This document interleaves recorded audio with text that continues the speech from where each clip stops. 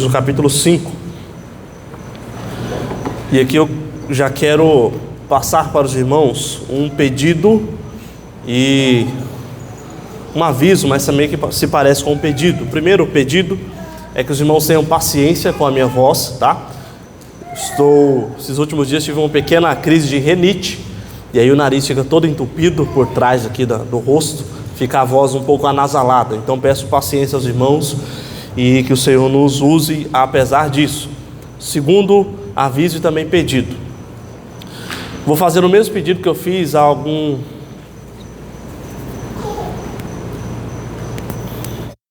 Isso, agora sim.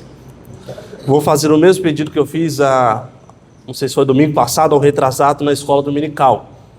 Pode ser que eu passe alguns minutinhos hoje, tá? Nosso texto é um texto rico,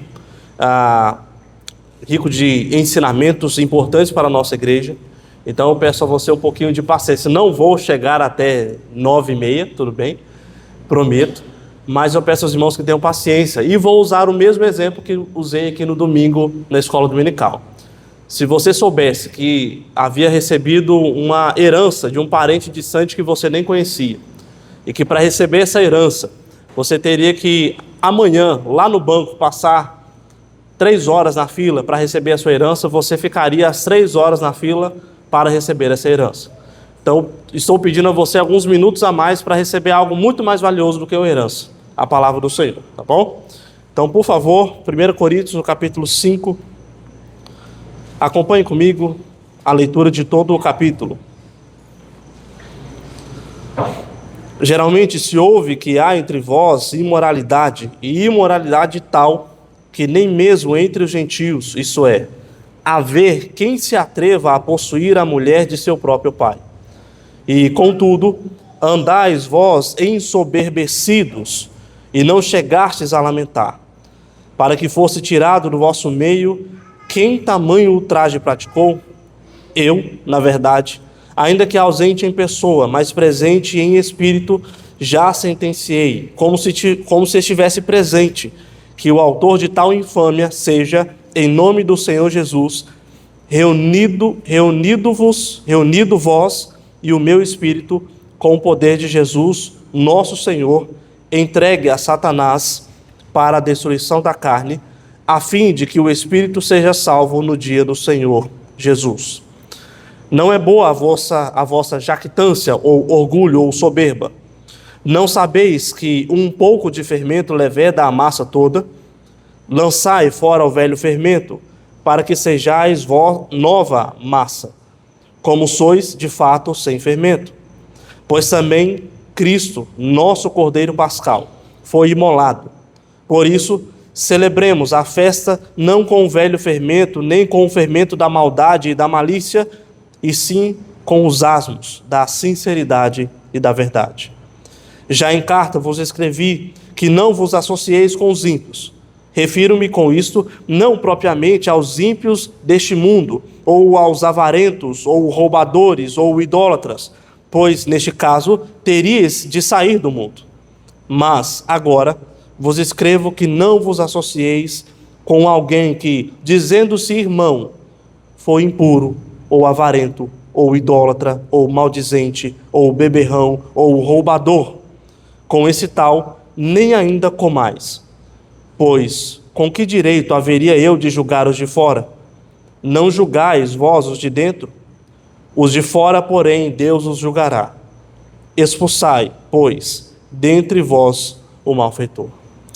Vamos orar mais uma vez?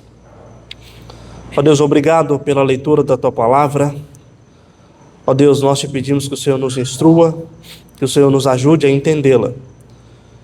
Ó Deus, me capacite, apesar das minhas limitações, para que eu possa expor a Tua Palavra de forma clara e fiel. Ó Deus, sabemos que a Tua Palavra ela é completa e ela vai tratar, ó Deus, de todos os assuntos da nossa vida e da vida da igreja. Portanto, abra o nosso coração para entender a Tua vontade, ó Deus, e negar cada vez mais a nossa vontade. Obrigado, ó Deus, pela leitura da Tua Palavra, em nome de Jesus. Amém. Meus irmãos, por que nós temos tanta dificuldade com a disciplina?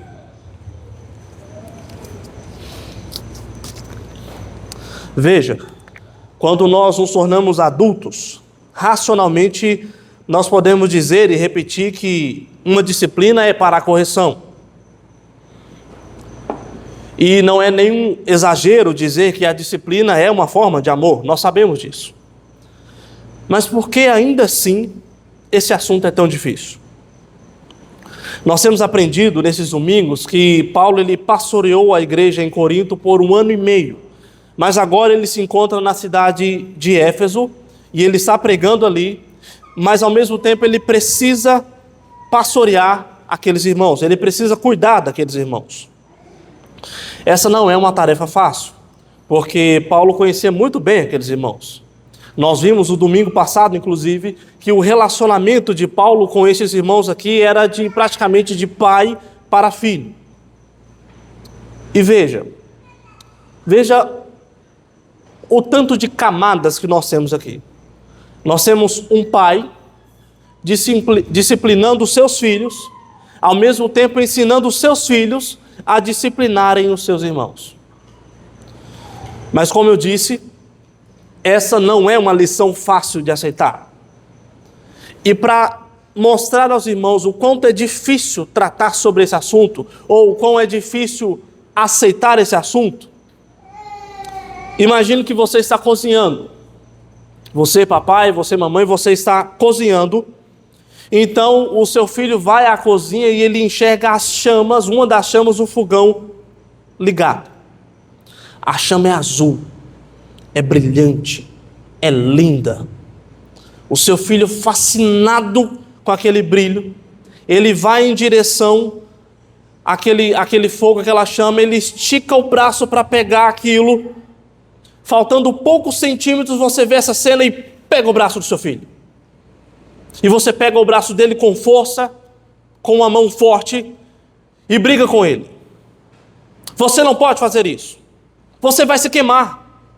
Nunca mais mexa com o fogão. O que você acha que essa criança faria? Essa criança, talvez, com os seus olhos marejados, olhando para os céus, diria: meu Deus, quão abençoado sou por ter meus pais, que pensando no meu bem e demonstrando o grandioso amor, me pegou com a sua forte mão e me discipulou. Eu estou feliz porque essa correção de hoje me fez uma criança mais sábia. Eu percebi que sou falho e os meus pais me amam. E então vocês dois levantam as mãos para os céus e começam a cantar: Tu és soberano. É assim que acontece? Será que os nossos filhos agem assim? Será que você, quando era criança, agia dessa forma? Ou será que, se eles conseguissem falar como adultos, será que eles não olhariam para nós e diriam: por que o Senhor não me ama? Por que o Senhor demonstra tamanha maldade comigo? Tudo o que eu queria era inocentemente obter aquela chama azul brilhante, para brincar um pouco com ela. Será que a curiosidade é pecado? Por acaso? Vocês querem tolir a minha criatividade? Eu pensei que papai e mamãe me amassem.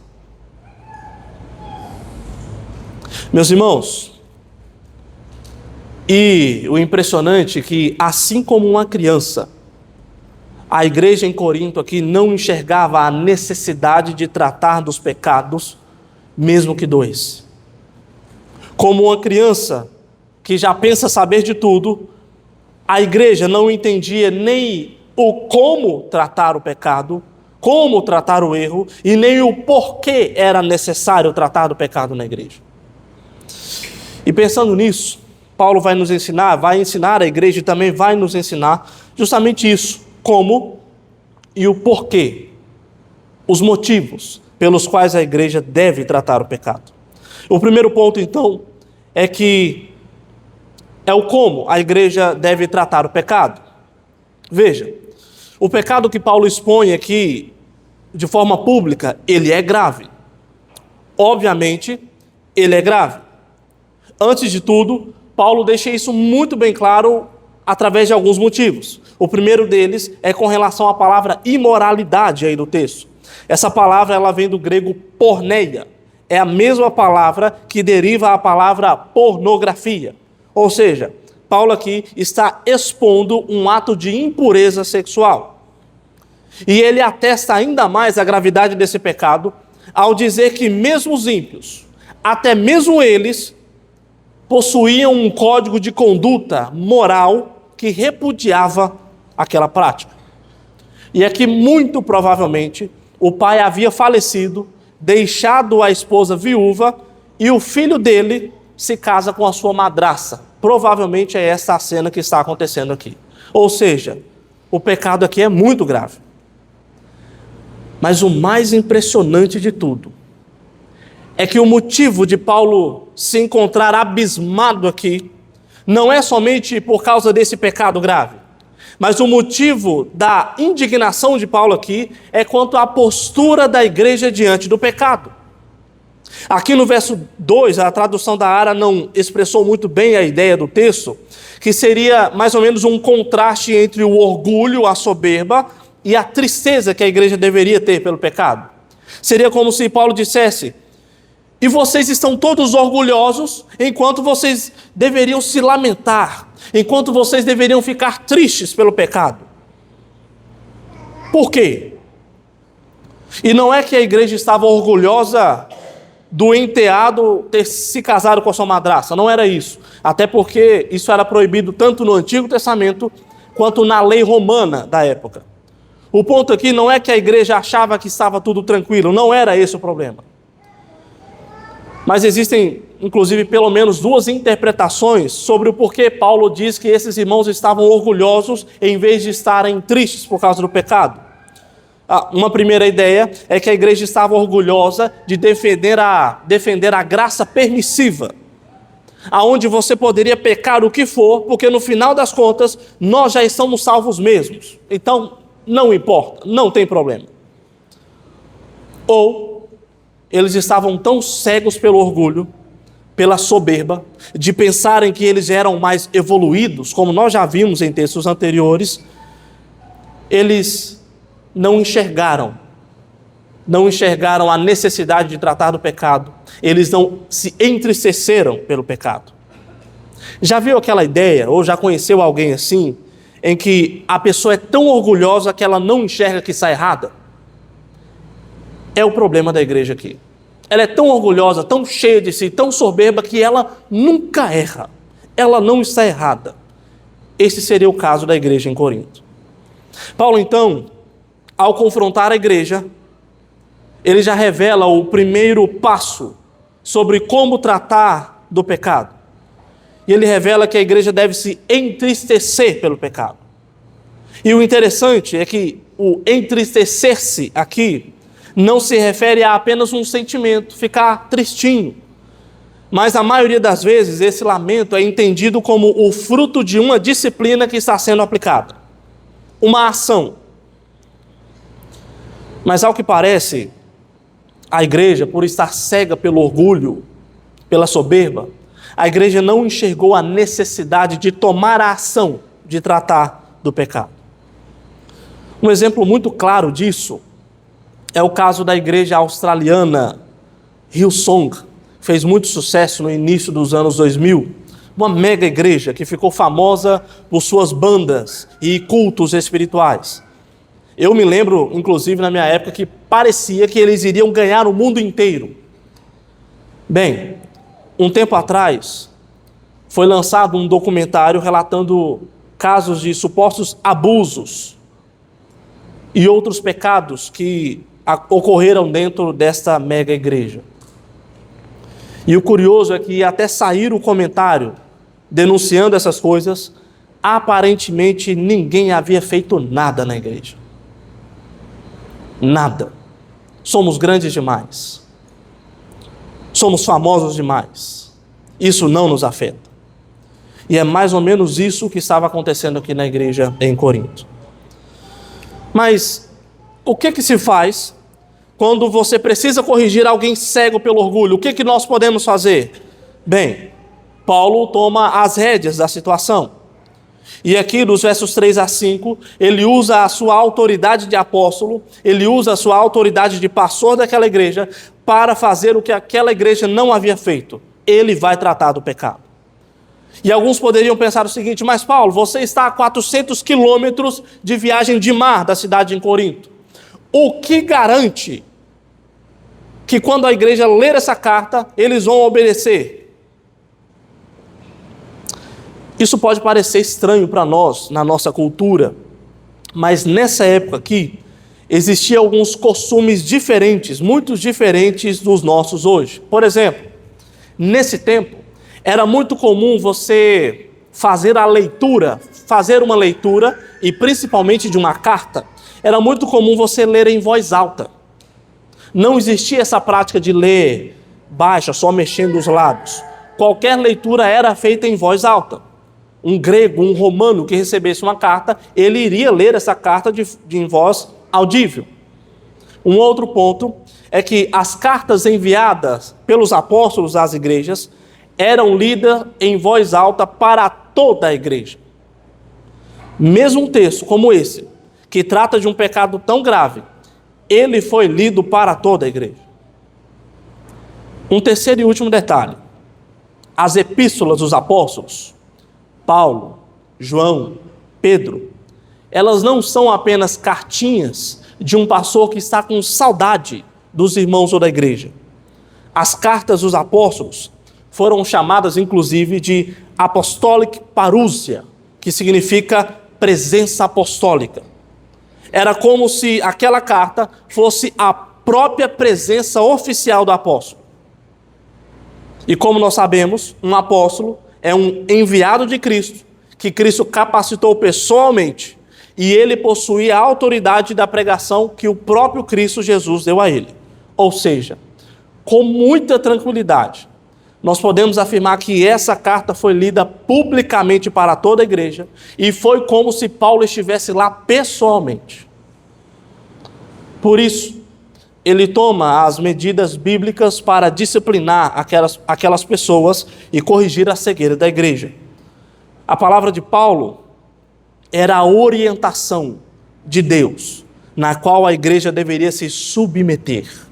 E aqui, meus irmãos, está o segundo requisito sobre como tratar do pecado: a submissão à palavra de Deus. O primeiro deles foi se entristecer pelo pecado, tomar a ação de disciplinar, e isso causar uma tristeza, um lamento. Agora, a igreja também deve ser submissa à palavra de Deus para tratar do pecado. Um último requisito desse ponto, sobre como tratar o pecado, Paulo vai dizer e ordena àquela igreja que entregue o culpado a Satanás. E aqui muitas pessoas pegam esse texto e juntam com aquela passagem de Mateus 18, 17, onde diz que se um irmão não aceitar todas as etapas da reconciliação, a igreja deve considerar ele como gentio e publicano. Então, esses dois textos estariam dizendo que, caso o irmão não se arrependa, ele deve ser excluído da igreja. E não somente excluído do rol de membros oficial, até aí tudo bem. Mas muitos entendem essa exclusão como se o irmão praticamente tivesse morrido. Não pode nem falar, tocar, olhar para o irmão. Ele é contagioso, algo do tipo. E eu sei que muitas igrejas, meus irmãos, já fizeram isso mundo afora. Mas nós podemos dizer com muita tranquilidade que não é exatamente isso que as Escrituras nos ensinam. Há casos assim, mas não é exatamente assim. Veja, no texto em Mateus, Jesus diz, em outras palavras, que o irmão que não aceitar ser corrigido pela igreja, ele deve ser considerado gentio e publicano. A pergunta que nós devemos fazer é: como é que nós tratamos um gentio e publicano? Ou melhor, como é que Jesus tratou os gentios e publicanos? Então, você vai ler textos como o de Lucas, no capítulo 15, onde Jesus está convencendo os fariseus e escribas para se sentarem e comerem juntamente com os gentios e publicanos. Os mesmos gentios e publicanos que Jesus considera como pessoas que estão perdidas e mortas e que precisam ser encontradas e revividas, como o filho pródigo, lá no final do capítulo 15 de Lucas. Ou seja, Jesus não está dizendo em Mateus 18 que considerar uma pessoa como gentia e publicana é nunca mais ter contato com essa pessoa. Muito pelo contrário. Considerá-lo como gentio e publicano é considerá-lo como alguém que precisa ser evangelizado de novo. É como alguém que precisa se arrepender dos seus pecados. É como alguém que precisa ter um encontro com Cristo.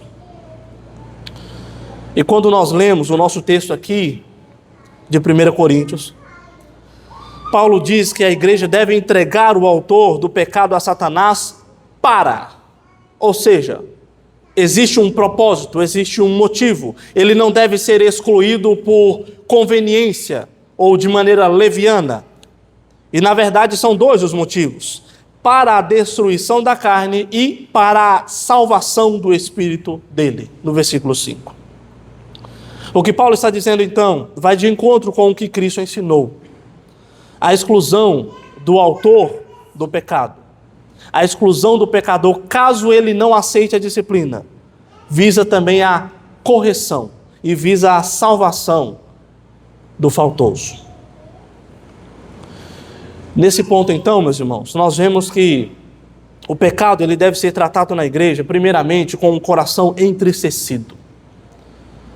Uma igreja do Senhor que não passa pano para o pecado, ela não se torna indiferente com o pecado. Uma igreja do Senhor, uma igreja bíblica, age contra o pecado, e mesmo que isso doa, mesmo que isso entristeça a igreja, mas a igreja do Senhor trata do pecado. A igreja trata do pecado também com a submissão à palavra de Deus. Não é na autoridade do pastor, não é na autoridade do conselho. O pastor e o conselho, até mesmo o irmão, age na autoridade das Sagradas Escrituras. E por fim, o pecado deve ser tratado considerando o irmão como alguém que precisa novamente se arrepender, novamente ouvir o Evangelho de Cristo. Esse é o primeiro ponto, então. Como tratar o pecado?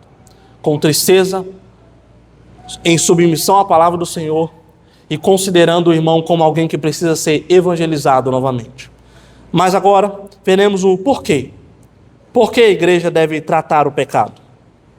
E, meus irmãos, os versículos 6 até o final do capítulo, Paulo vai nos trazer dois motivos pelos quais a igreja deve tratar o pecado.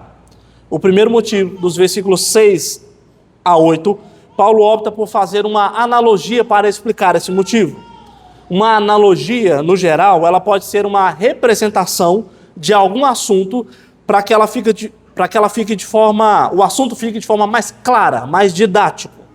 Ou seja, ele usa uma comparação para esclarecer um assunto. Paulo faz isso aqui. Só que nesse caso, Paulo usa como analogia ou como uma comparação um evento que aconteceu de verdade com o povo de Deus no Antigo Testamento. Paulo, primeiramente, ele revela um dos maiores motivos pelo qual a igreja deve tratar o pecado. E ele usa como analogia o fermento. O fermento aqui representando o pecado e a massa está representando a igreja. A questão, meus irmãos, é que o fermento, e o pessoal que faz massa aí sabe muito bem disso, o fermento é pouquíssimo, é muito pouco se comparado à massa. Mas aquele pouquinho de fermento, ele influencia a massa inteira. Paulo então diz que se o fermento é o pecado, mesmo que seja pouco, se não for tratado, ele pode contaminar a igreja toda. E aí Paulo nos lembra da celebração da Páscoa, lá no Egito. Pouco antes de Deus passar e matar todos os primogênitos do Egito, dos egípcios inclusive, Deus instrui o povo a preparar uma massa para a viagem. mas eles não deveriam colocar fermento nela, porque eles teriam que sair às pressas do Egito. Não daria tempo para a massa levedar. Porém, naquele mesmo dia, o povo deveria também comer da carne do cordeiro, e o sangue do cordeiro deveria ser usado para marcar as casas. E através desse sinal, e somente através desse sinal, eles seriam salvos e libertos do Egito. Ou seja, por causa do cordeiro sacrificado lá no Egito, eles puderam se separar do Egito e levar a massa pura, sem fermento. Paulo, então, ele ensina à igreja que por causa de Cristo, o Cordeiro de Deus que tira o pecado do mundo, a igreja também pode se separar, ser pura, ser santificada. E a igreja também é salva pelos méritos desse Cordeiro. O primeiro motivo que Paulo então nos coloca é que é pelo sacrifício de Cristo que a igreja pode e deve buscar a santidade, a pureza, como uma massa que não se contaminou. Mas para que isso aconteça, é necessário retirar o fermento, mesmo que seja pouco. E perceba que aqui não se trata, meus irmãos, de um caso individual. Paulo não está se referindo especificamente àquele pecado que ele citou no início do capítulo, como se fosse apenas aquele filho que se casou com a sua madrasta. Mas a ideia aqui é de que a igreja inteira deve buscar a pureza no geral. Ou seja, o foco aqui é que o fermento ele pode levedar a massa, ou seja, a igreja inteira pode ser afetada por um só pecado. E você pode estar se perguntando o seguinte: mas que tipo de pecado é esse que poderia contaminar a igreja? Bom, você quer a lista por ordem alfabética ou por ordem de estragos que ela pode fazer? Meus irmãos, quantas igrejas, por exemplo, quantas igrejas já não fecharam por conta de um fermentozinho chamado fofoca, por exemplo? Você tem ideia de quantas igrejas morreram, foram rachadas ao meio por causa desse fermento? Um pecado que se alastra como um fogo num pasto seco. E nós poderíamos citar aqui vários outros fermentos, por assim dizer. O rancor uns pelos outros, a falta de temor no culto, a falta de comunhão, a murmuração uns com os outros, a falta de sinceridade, etc. Todas as igrejas, então, meus irmãos, são chamadas a tratar dos seus pecados em nome do Cordeiro que tira o pecado do mundo. Porque senão a massa inteira é contaminada. Porque senão a igreja ficará doente. Um outro motivo para tratar do pecado que Paulo nos traz aqui está nos versículos 9 até o final do capítulo. E o curioso é que Paulo revela o assunto da sua primeira carta que ele enviou e nós não temos acesso. Ele relata qual foi esse assunto aí no versículo 9. Já em carta vos escrevi que não vos associeis com os impuros. Em outras palavras, a igreja não deveria andar com os impuros. Essa carta nós não temos acesso. A primeira carta que nós temos aqui é no mínimo a segunda, porque Paulo já havia enviado outra. Mas o interessante é que Paulo já prevê que algum religioso tentaria contra-argumentar as palavras de Paulo, dizendo: está vendo? Nós não podemos nos misturar com o mundo. Paulo disse que nós não podemos nos associar com os impuros, então nós não podemos nos misturar com o mundo. O mundo é pecador, o mundo é totalmente mau, e nós somos bons. Nós somos separados. Nós não podemos nos misturar com essa gentalha.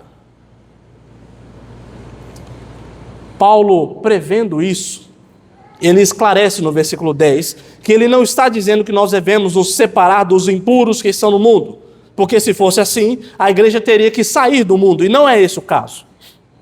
O que Paulo está defendendo aqui é justamente o ensinamento de Jesus, de que enquanto estamos vivendo no mundo, devemos cumprir a ordem de pregar o evangelho e fazer discípulos no mundo. É por isso que Jesus pediu a Deus Pai, não que nos tirasse do mundo, mas que nos livrasse do mal. Porque nós temos uma missão. Nós temos uma missão para realizar no mundo. E quando nós olhamos para Cristo, isso fica muito claro. Jesus, ele conversou com prostitutas, endemoniados, corruptos, avarentos. Ele conversou com todos. E é óbvio que ninguém que começou a seguir Jesus, ele permaneceu da mesma forma, ou continuou a viver no pecado. A mulher não se prostituía mais. O corrupto não roubava mais, e aliás, ele até devolvia o que ele havia roubado. O endemoniado gadareno, por exemplo, ele virou até um missionário. Ele mudou de vida. Porque afinal, meus irmãos, o hino que inclusive nós gostamos de cantar aqui, não é?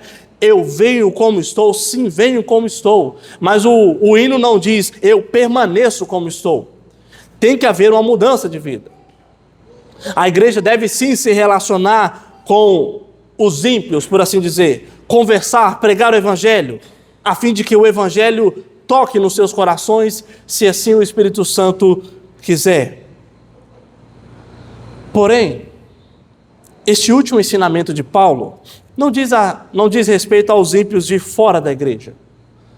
A sua correção, meus irmãos, é quanto à postura da igreja ao se associar com os ímpios de dentro da igreja. Deixe-me citar um exemplo. Imagine um devasso, que o texto cita aqui. Imagine um devasso. Alguém que quer gastar a sua única vida satisfazendo os prazeres do seu coração. Ele quer viver assim. Então ele começa a frequentar a igreja. Ele ouve o evangelho. Um dia ele decide frequentar a sala de catecúmenos. Ele se batiza, ele faz a sua pública profissão de fé, mas ele continua a viver a sua vida de forma devassa. Então os irmãos conversam com ele, o pastor ou um dos presbíteros conversa com ele ou com ela e acompanha esse irmão ou essa irmãzinha durante um tempo. Por fim, o conselho conversa com essa irmãzinha ou com esse irmão e eles não mudam. E não apenas não mudam, mas eles não se arrependem das suas práticas. Ele quer continuar. Paulo diz então que chega a um ponto em que ele ou ela não querem mais ouvir ninguém. Paulo diz então que quando chegar nesse ponto, chegar nesse estado, a igreja não pode se associar mais com essa pessoa. Simples assim. Não há como a igreja tratar um irmão ou uma irmã como se nada tivesse acontecendo. Depois de ter conversado inúmeras vezes, aconselhado inúmeras vezes, e o irmão ou a irmãzinha não quer mudar de vida, não quer mudar as suas práticas, não há como a igreja lidar com essa pessoa como se nada estivesse acontecendo. Como se o irmãozinho ou a irmãzinha servisse ao mesmo Deus que a igreja. Servisse ao mesmo Deus das Escrituras. Essa pessoa não está servindo ao mesmo Deus. Então não há como tratá-la de maneira igual. Ou como se estivéssemos em plena comunhão. Veja, meus irmãos, eu sei que isso é duro de dizer. Isso é complicado de afirmar. Nós acabamos de aprender, no início do texto, que um irmão em disciplina, ele deve ser visto como alguém que precisa do evangelho novamente. Nós precisamos nos aproximar. Mas nós estamos falando aqui de alguém que não aceitou conselhos. Ele não aceitou admoestações, ele não aceitou a disciplina, ele não se arrependeu, ele não largou as práticas do pecado. Foi feito tudo o que humanamente e biblicamente foi possível. Até que chega ao ponto que não dá mais. Paulo, então, nesse final do capítulo, ele revela o segundo motivo pelo qual a igreja deve tratar o pecado. O motivo é que ela não pode disciplinar os de fora, isso cabe a Deus. Mas os de dentro, isso é uma ordem que a igreja possui. A igreja deve disciplinar à sua igreja. A liderança, os conselheiros devem discipular, disciplinar, aconselhar, admoestar os próprios irmãos. Porque isso é uma ordem. E é uma ordem não apenas porque o verbo expulsar aqui do final do capítulo está no imperativo. É uma ordem, meus irmãos, porque, de acordo com várias passagens das Escrituras, Deus não recebe um culto, Deus não recebe uma adoração da igreja enquanto o pecado não for tratado na igreja. Lembram de Acã, no período de Josué? Acã desobedece a Deus na batalha contra Jericó, trazendo tesouros para casa. E todo o povo sofre uma derrota na segunda batalha contra a cidade de Ai, porque Deus não estava com eles. E enquanto o pecado não foi tratado, Deus não estava com eles. Lembra da igreja em Laodiceia? Lá em Apocalipse, no capítulo 3, Jesus diz: arrependam-se. Eu disciplino a quem amo, então arrependam-se. Porque eu estou do lado de fora enquanto o culto de vocês está acontecendo. Eu estou batendo na porta. Se alguém me ouvir, então é que eu vou cear com ele. Mas eu estou do lado de fora do culto. Meus irmãos, a igreja do Senhor não é nossa. A igreja não é do pastor, a igreja não é do conselho, a igreja não é do presbitério, do sínodo, do Supremo Concílio, a igreja é do Senhor.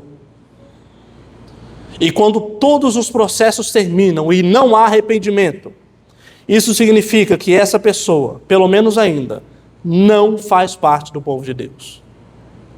E as Escrituras são claras quanto a isso. E aqui eu quero partir para a conclusão e também algumas rápidas aplicações. Nós aprendemos então que a forma como tratamos o pecado na igreja é primeiramente nos entristecendo pelo estrago que o pecado faz. Segundo, nós nos submetemos às Escrituras. A disciplina não ocorre conforme ou debaixo da autoridade de uma liderança humana. A disciplina está sobre a autoridade da palavra de Deus. E em terceiro, a disciplina, quando aceita, ela visa a restauração. Por isso, ao mesmo tempo, o irmãozinho ou a irmãozinha, eles devem ser cuidados e evangelizados na palavra do Senhor.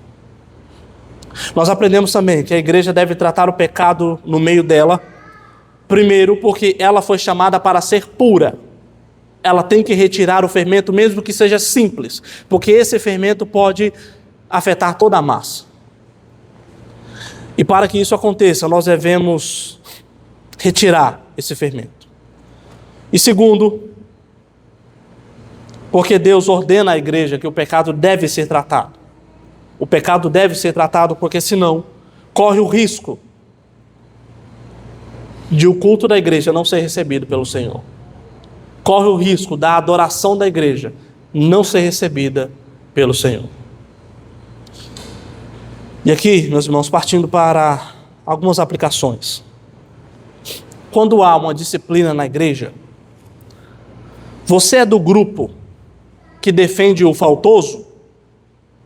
Passa a mão na cabeça dele? Porque, na sua opinião, na sua visão, quase ninguém deve ser disciplinado? Neste caso, a igreja, o conselho são apenas um bando de hipócritas e malvadões? Ou você é do grupo dos excomungadores? Você tem medo até de passar perto do irmão ou da irmã. Vai que o pecado é contagioso.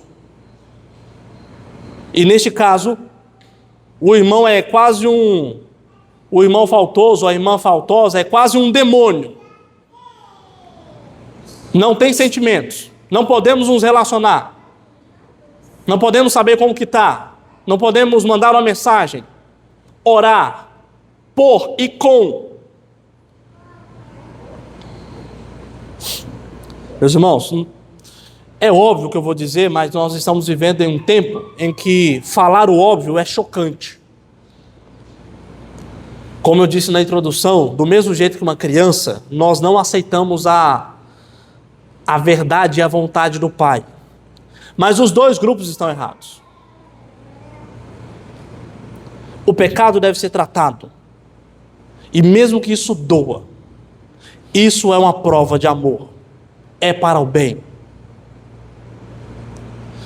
Mas também nós fazemos isso porque Deus nos manda. Deus nos manda fazer isso. Proteger a pureza da noiva de Cristo. Sendo assim, meus irmãos, que a nossa igreja possa ser encontrada como uma igreja que busca a santidade, mesmo que doa e dói, mesmo que isso cause algum sacrifício ou sofrimento momentâneo, mas que a nossa igreja possa agir de forma bíblica, assim como tem agido pela graça do Senhor, para que no final de tudo, a nossa igreja não seja como uma igreja Hillsong. Não sei como ela está hoje, estou me referindo ao escândalo de anos atrás. A nossa igreja não possa ser como uma igreja assim, mas que a nossa igreja possa ser bíblica, a fim de que o nome do Senhor seja glorificado para todos sempre. Amém. Vamos orar. Amado Deus, soberano Pai, quão difícil, Senhor, são alguns textos